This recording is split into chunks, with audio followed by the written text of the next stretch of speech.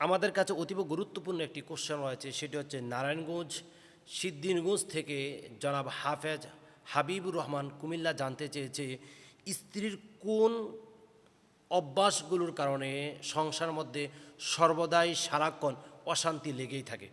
আমি অধিক গবেষণা করে দেখেছি তিনটি কারণে, অর্থাৎ স্ত্রীর তিনটি ভুলের কারণে সংসারের মধ্যে অশান্তি বিরাজমান সবসময় থাকে, সবসময় অশান্তি লেগেই থাকে।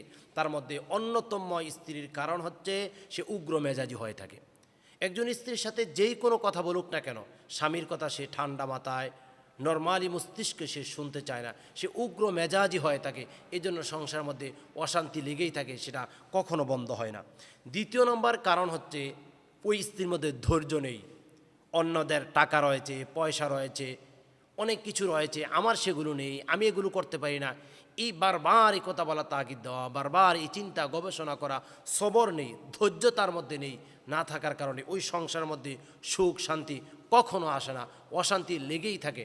অন্যতম কারণ হচ্ছে সংসারে অশান্তি লেগে থাকার পিছনে সেই কারণটা হচ্ছে তার মধ্যে দিনদারিতা নাই, অর্থাৎ দিনের জ্ঞান তার মধ্যে নাই, দিন থেকে সে গাফেল। সেজন্য সে স্বামীকে শ্রদ্ধা করে না, স্বামীর আত্মীয় স্বজনদেরকে শ্রদ্ধা করে না, স্বামীর বাবা মাকে শ্রদ্ধা করে না, স্বামীর সংসারের মধ্যে সুখ কীভাবে আসবে এই জন্য আল্লাহ তাআলার কাছে ফরিয়াদ বা দোয়া করে না। দোয়া না করার কারণে এই সংসারে অশান্তি লেগেই থাকে। তাহলে আমরা জানলাম একটি নারীর তিনটি ভুলের কারণে সংসার থেকে অশান্তি কখনো দূর হয় না।